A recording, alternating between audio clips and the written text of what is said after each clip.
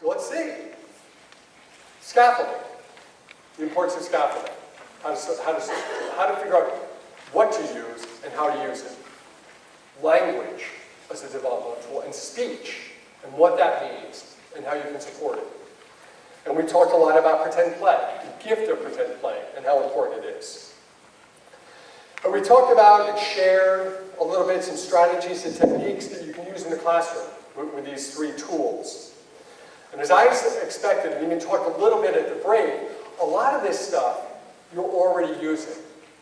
But you're hearing it again saying, yeah, this is important. There are a lot of thinkers out there, and a lot of theorists out there who think this is really important stuff, and it is important stuff. And hopefully you're going to come away saying, I'm going to do more of this. Because now I understand it maybe from a different perspective. Maybe just hearing it again, summarized like this in the morning, has really helped me. It got me energized, and I am ready for the new school year. Maybe I've taught you something new. Maybe there's some new ideas that you have, and if so, wonderful. But either way, we're going to walk away, hopefully, with a good understanding of scaffolding and language and the importance of pretend play. Now, an important theme that we've also talked about this morning is you can't separate the child from the environment or the people in that environment when it comes to learning. Who the child's learning from is as important as the subject they're learning. Scaffolding a child's actions and behaviors with just the right amount of support can really help. Again, how do you know what kind of scaffolding to use, where to use it, and in what context you use it? The zone of proximal development is certainly going to help us. But with these tools, we're now ready to start using them. We're going to use our toolkit, open up the toolbox, and start taking out some of these tools and begin to use them in the classroom. And what you might find is that you're going to begin to learn and understand what the child knows. Because you're going to take the activity and you're going to think about, where is that zone of proximal development? Oh yeah, they got to be here. They're not getting it at all. Or, boy, they already know this. We're ready to go on the next one. Or they're somewhere in between here. So you're going to get an understanding of what the child knows. You're also, by using scaffolding and thinking of it as not uncompensating for the child or she still needs help, it's what does the child need? What is the child using? What does the child need to use in order to be successful? And for some children, it's different. For some children, they need a lot of verbal directions. For other children, it's nonverbal. For others, it's a situation or an environment for them. You're going to begin also to learn how children learn and how children are using the scaffolding. Because they're not just doing what you say, they're giving you feedback. No, that's not right. No, don't do this. Don't go away. Come back here. Stay here next to me until I need you. So you're going to learn how they learn, and you're going to learn how they're using the scaffolding. And you're going to learn how best you can help the child learn by doing this. So maybe you see the child in this new light. Not a thumbs up, thumbs down, I can or can't do it mode, a more, they can do it. It's just a matter of support. It's just a degree of support. They're all successful, starting out. Every child learning how to tie their shoes is 100% successful because their shoes are tied. The only difference is what scaffolding do they need. And some kids, they're really good at lining them up and putting them and pulling tight, but they're really bad at making the loops and the through and the pull. So you let them get their shoes on, pull them tight, cross them over, put them down, and then you insert yourself. And you scaffold the loops and pulling, and then they can pull them tight. Another child can do it, no problem. Another child can't do this right or can't do this. But if you help each and every child the way they need the help in order to be successful, everybody's successful. So that, in a way, we're beginning to normalize the continuum of learning for these kids. Because with the zone of proximal development, it's all children can sit in a circle. Some need a circle. Others need circle chairs to help them. But if you provide that support, everybody's successful. So what does it look like? What does using your toolkit in the classroom look like? Let's go back to our example of Fidgety Fred. Remember him? Can't sit still. Got to get through circle time. And here's the problem. Well, remember what strategies Fred's teachers used, right? The circle, putting him in front of her, having circle mates, and maybe even having a stuffy for him to hold on to. So that he's not fidgeting with his legs. He's actually holding something to himself. I didn't say that before, but I'll add that in now. his ability, so his teacher thought about Fred, and she thought about Fred's time in circle time, and it was limited. He really couldn't attend. He wasn't gaining from what was going on in circle time. And we knew that he liked the content. He liked the stories that were read. He liked doing the weather. He liked listening to the songs and even singing the songs and doing those things. But in circle time, in that context, it was hard for him to stay still enough to really benefit from that. So it wasn't that he doesn't want to do it, the motivation wasn't there. He just didn't have the skills yet in order to put it all together so he could take advantage of everything that was offered. So she asked herself, what do I need Fred to do so that he can sit with others? Not distract them, and listen when it's important to listen, and participate when it's important to participate. Because when he does do those things, when he listens and he participates, he really enjoys himself. I've seen it so many times with Fred. Now, you know what she's doing? She's doing self-talk. She's talking to herself about Fred. Maybe she's doing a little bit in her mind. Maybe I'm like, oh, that Freddie, I love that Freddie. No, I'm not talking to you. Go on, I'm in line here. Oh, it's not here for coffee. Okay. So she's thinking, she's talking to herself about Freddie. So she knew from past experience, scaffolding Fred in different situations, that she needed to be right in front of him. The best way to get Fred to understand something is to get right in front of him and say, Fred, here's what we got to do. You got to put your rain boots on because it's really muddy outside. Good man. Okay, there you go. But she noticed something else too by watching Freddie in recess. She noticed that when Freddie wanted to get somebody's attention, guess what Freddie did? Got right in front of him. So he was doing it as well. So if you want to talk to Freddie and engage with Freddie, being in front of him is important. And you know that Fred's going to get that because he does it himself. So she had him sit in front of her. So she would be right in front of him, the best seat in the house. He's good to go. So she was scaffolding to support his successful participation by deciding where he was going to sit and giving him this circle that he could use. And at first she would show him what the circle was and use language to talk to him about the circle and its purpose. And she would lay it down and he would find his seat, sometimes reminders. But then he took over. Her scaffolding of placing it was receded and replaced by Fred getting the circle and putting it down himself. Now she also thought about the fidgeting. Now she had success in the past using fidget toys with kids, and that worked really well. But Fred, well, his dad worked at NASA, and he was one of the guys who actually came up with the bubble idea. And one of the reasons was Fred's dad loves to take stuff apart. So is Fred. So she was worried that if she gave Fred a fidget toy, he would spend all his time fidgeting with the toy and not attending, figuring out how it works. If it's something that can be taken apart, take it apart. If it couldn't be taken apart, squeezing it. How much can I squeeze it? Oh, there's a little bubble. Can I squeeze more? Can I squeeze more? I hope it doesn't pop. I'm going to spend all my time doing that. So she was worried about giving him something that would then occupy his attention. So then she thought, well, maybe there's something that Fred could bring in. So she talked to Fred about it. She found that Fred had a great turtle named Terry. And Terry started to join them in circle time. Fred brought Terry to school. Terry stayed at school, but he wasn't circle time. He would go back in Fred's cubby. But Fred would take out and hold Terry. Something magical happened. Something wonderful happened. Terry became alive. Because Fred would talk to Terry. Terry, sit here. Terry, be quiet. Teacher's talking. No, Terry. No. Oh, you want to see? Okay. Fred's friends started to talk to Terry too. And the teacher, being very wise, very skilled, and very smart, she started to talk to Terry too.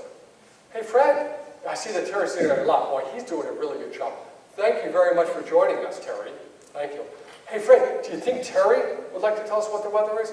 Maybe he can tell you, and you can tell us what Terry says. So Terry became a participant. She honored the fact that Fred and his friends were anthropomorphizing this little bundle of cloth and stuffing. Anthropomorphizing means making something human-like that has no human-like qualities. That's a really big word for imagination. They pretended that Terry was alive. So she was allowing language to occur at circle time because language would help regulate Fred. Fred was telling Terry the way the teacher expected Fred to act. The other kids were making comments about Terry. Not big comments. It wasn't disruptive, but enough to say Terry is a good and positive addition to circle time.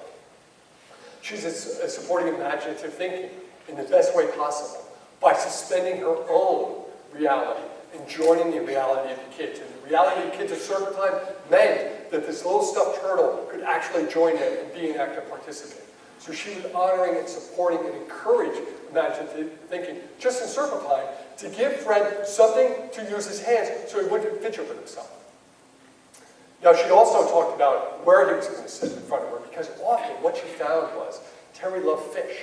There's a fish bowl over here. So when it came to circle time, Terry would go over by the fish bowl and look at the fish bowl. And that's what he would do. So she had him sit right in front of him.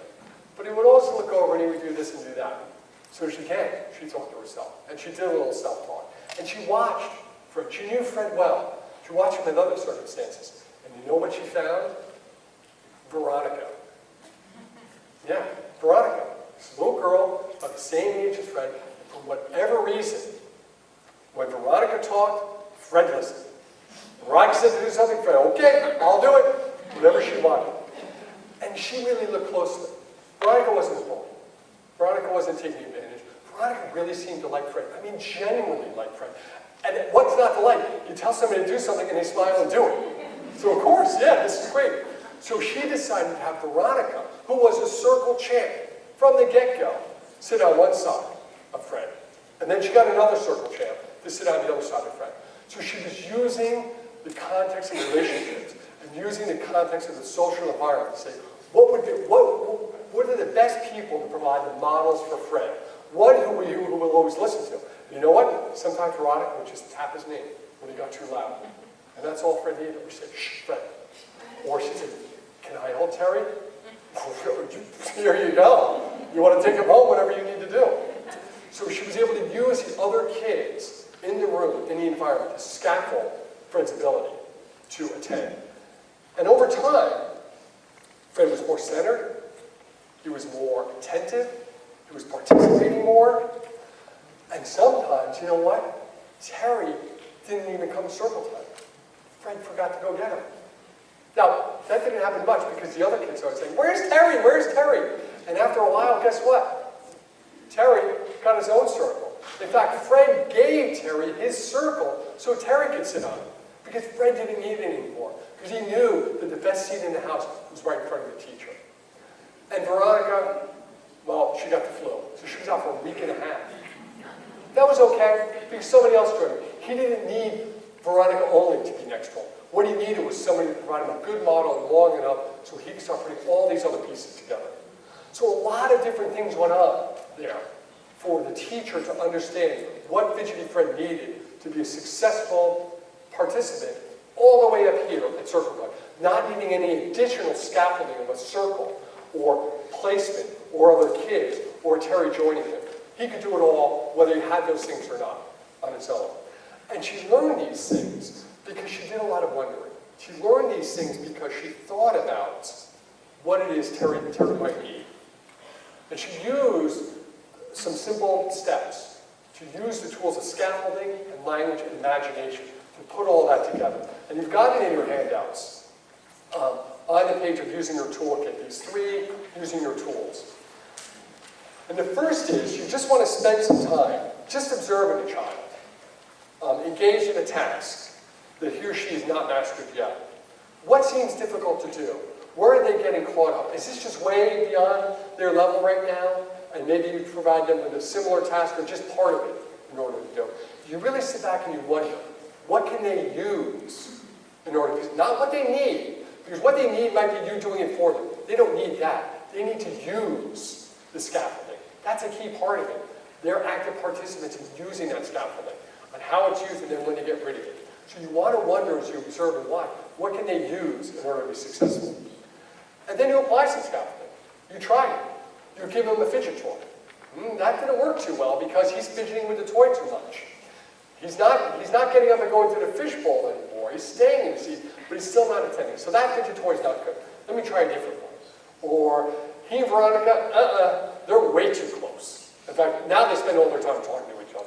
So Veronica wasn't the right choice. She's seen the first, but I tried it, it didn't work, so I tried something else. Because you want to try something and see if it works, you want to watch. Does that improve the child's capacity to continue to master this new skill, this new idea, this new activity, whatever it is? Are you seeing that that scaffolding is working? If it is, great. And think to yourself, could this also be used somewhere else?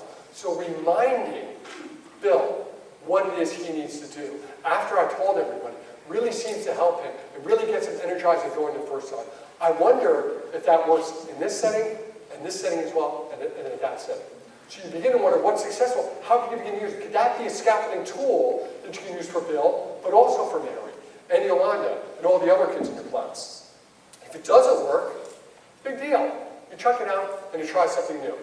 Because there's no success like failure, and failure is no success at all. Meaning we learn as much, if not more, from the mistakes we made than we do from the successes. And I think a great example of that is a batting average in professional baseball. I will go to the Hall of Fame if I have a batting average of 400 in my career. No questions asked, no hands out. I'm absolutely going to the Hall of Fame, batting average of 400. You know what that means? For every 10 times I'm at bat, I fail 6 times. Because a batting average is 4 out of 10. That's what it is. So I only have to succeed 4 times, and I am in the Hall of Fame forever, in perpetuity, never going away. All I had to do was fail 6 times. You know, the reason I'm consistently doing it 4 times is I'm learning something about the 6 times that I don't do well. What was wrong? My foot stepped back that time. That's right, I've got to step this way. Okay, my bat was back here, or that pitcher always does this. I'm now learning from my mistakes so that the 4 that are successful are consistently successful. So if it doesn't work, big deal. You try something else for that kid. But maybe that same scaffolding that failed here might be successful there. So those are the steps I'm using your toolkit. That's the steps of assessing where a child is. In fact, we use terms like dynamic assessment or evaluation. What it means is using the toolkits of scaffolding, of language, of supporting the most complex thinking that the kids do so that they can do that. And the first thing we're doing is asking you to spend some time watching. Not doing, not reacting, but receiving. And that's going to be hard for you all to do. Let me just say that. Because you've got a full day that you need to get done. You've got a lot to do. And you are more than likely in reaction mode. Things are happening and you're reacting to it. You're setting it up and hoping that things are going smoothly and then something happens and you're reacting to it. We're asking you to use the toolkit effectively. You want to be able to spend some time just watching, just observing. Not doing, just see what happens. See what you learn by just watching the kids. And you want to experiment a little bit. Don't leave here now and say, well, now I've got my tools online, I'm going to read the book, I'm going to transform my classroom, and everything's going to be great, John's going to visit, it'll be so bad, it'll be wonderful. No, that's too much. Maybe you pick one child. Maybe you say, for a couple of weeks, I'm just going to watch Willie. Willie's new to class, and I'm going to see, and I'm going to think about these ideas of scaffolding. I'm not going to do anything. I'm just going to watch to see if it makes sense. I'm going to think about the scaffolding I can use without using it. Maybe you get a colleague to say, you know what, it would be great. I'm your break list, and I'll buy you Starbucks. I promise you can come over this weekend. I'll make you whatever you want. Can you just watch me playing with these kids for about 15 minutes? You tell me what you see. What was it like? We both went through this training. We talked about scaffolding. Can you give me some feedback? So leverage your colleagues. Talk about it. Talk about what you see. Share ideas. You want to start small. You really want to start small. Just a little bit. When you're applying scaffolding, just try a little bit. See where it goes. Some of these things are new. Some of the things you're already doing. But maybe if you're already doing them, we're seeing them in a new perspective. You might think, oh, this makes total sense, Josh is right. But then you go back and you're like, oh, yeah, I'm not sure if that was scaffolding because I just did it for him. He asked me to do it for him. So would that be scaffolding? I'm not too sure. Take your time. Start small. See where it can take you. And I want to finish with something very important. Something that we can understand that using this toolkit, using scaffolding, language, the ideas of pretend play, supporting the children's acquisition of the skills to learn how to learn, can benefit in one of the most important self-dysregulating environments you can have, which is talking to the parents. And we've talked a lot about it. In fact, we've even thought about having an entire one of these trainings on just talking to parents about the kids in the class. Because you've got to evaluate the kids and the parents are going to want to know. But what if you approach the conversation with the parent with this new perspective of, it's not whether I can or can't, it's what support can I use in order to be successful. Just switching it from that could turn a conversation from, Abraham, he really can't keep his hands to himself at circle time. And we're having a lot of problems on the playground. We've got a problem here. You don't say that. With tools of the mind, the ideas of the Gospel, the ideas of scaffolding, and the zone of proximal development, it's not whether Abraham can or can't do it, it's what support does he need. And now you find yourself saying, Abraham, I love this kid. He's working really hard at keeping his hand to himself and being a good playmate in recess. Look, we've had some problems in the past. Nothing we can't handle because, you know what, we're trying some different things and we think it might be successful. But let me ask you this. We just tried to, and you know what you've just done? You've now said Abraham's great. Abraham's working on something. Always start, we are doing something, praise. We want your help. Then talk about what's going on, but not in the context of this is a problem, an isolated problem. This is what's going on. And we're having some rough things. We're doing something, but we need your help, parents. Can you help us? So the perspective that we can have of I can or can't do it, throw that away. It's what do I need to be successful can really turn those conversations into something more productive and begins to build that teacher-parent alliance that we always talk about and that is so important to keep the class going and to keep the peace for yourselves. And let's be frank about it. We know a lot of arguments with families. That takes a lot of time and energy, and it's just no fun. It's fun on the Housewives of New York. Great arguments there. So if you want arguments for argument's sake, watch that show. But you don't want those kind of arguments with families. So that is stocking your classroom toolbox. That is the tools and tools of the mind and how you can help support and enrich the acquisition of the skills of learning how to learn and the knowledge of knowing how to know and what to know, when, where, and how. So we've got a little bit of time. I would love to open it up for any questions people might have. Yeah? Talk about having an hour of pretend play time. Yeah. In a 2.5 to 3 hour day, that's tough. Mm-hmm. Is it your idea that would be a continuous period of time, or is 30, 40 minutes in the classroom, 20, 30 minutes later on the playground, giving them an hour or more in a preschool day? Would that be the same part? Yeah, yes, and maybe. I think because when I first started, I said, have an hour of pretend play. And Pat said, you're not going to do that, Josh. You're not going to listen to you. So I said, well, build up to an hour. And then I heard, build up to an hour. And then it started to come together. I want to challenge you as much time as possible. And I picked an hour because a whole third of your day. As much time as you can do, give it to pretend play. You will not be wasting your time, and you won't be wasting your kids' time. But you only have 2.5 to 3 hours. You've got all these other things that need to be done. And you've got regulations and requirements. I understand that.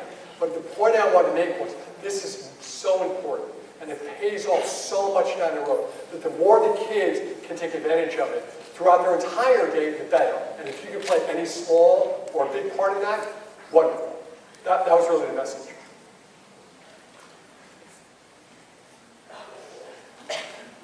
Okay, yeah. Sometimes when we try and slow kids down in the beginning of a pretend play scenario and get them to plan, it's really difficult to do that. They just want to, bowl in and everybody especially grab the best thing that there is to play with. So any suggestions on how we could slow that down and really get them to plan Sure. and play? I think one of the best ways is to provide direct scaffolding by letting them know, listen, before you play, we've got to figure out what to play.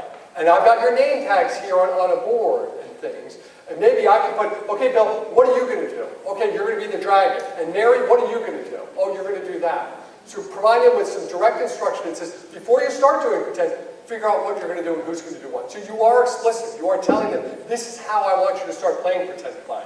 And you give them supports to do it. and examples of doing it. And hopefully over time, they internalize that external support and begin to do it themselves. Can I add to that just a little? Mm-hmm. During circle time might also be a good time to have like a brainstorming. You know, it could be part of circle time. You do the weather, you do the day, you do brainstorming so that there's some ideas in their heads already. So when they go off to play, some of that planning maybe has already started. Yeah. Repeat it. Oh, so the idea of maybe during circle time, you could talk about what they're going to play pretend. And it could be about what you're talking about in circle time or about something else, but you got the captive audience right there. So you can talk to them about that. You can brainstorm.